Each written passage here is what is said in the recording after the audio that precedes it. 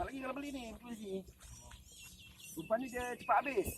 Cepat habis. Cepat habis. Sama saya tengok abang pakai macam mana. Tengok ni. Mau belajar. Apa?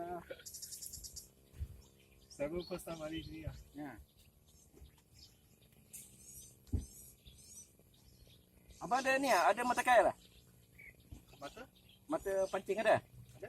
Kalau ada, saya ada dia punya perambut benang tu boleh pakai saya punya. Oh.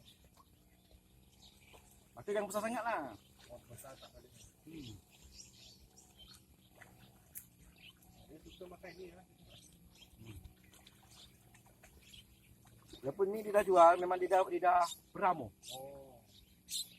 Itu bau. Oh, dekat luar sajalah, dekat dia kan. Ah. Dekat betul-betul dekat tasik biru.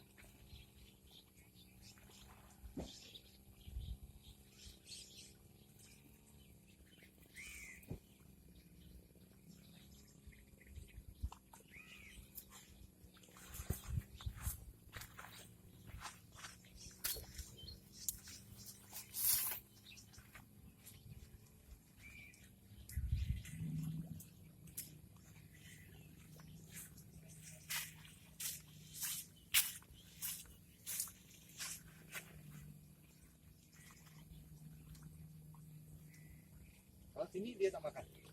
Sini saya tak masih pun. Ini ikan ni, ikan rohu, jelawat. Patin pun ada juga tapi kecil-kecil. Oh, ini umpan untuk patin juga lah. Patin. Tapi tak tahu rohu mungkin makan juga tu.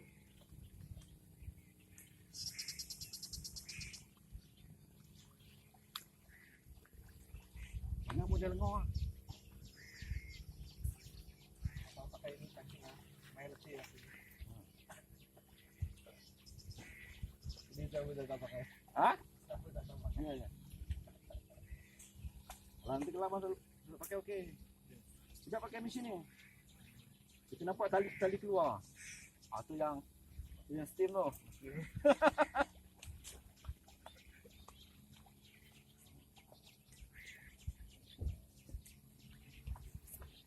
Aku sudah dapat.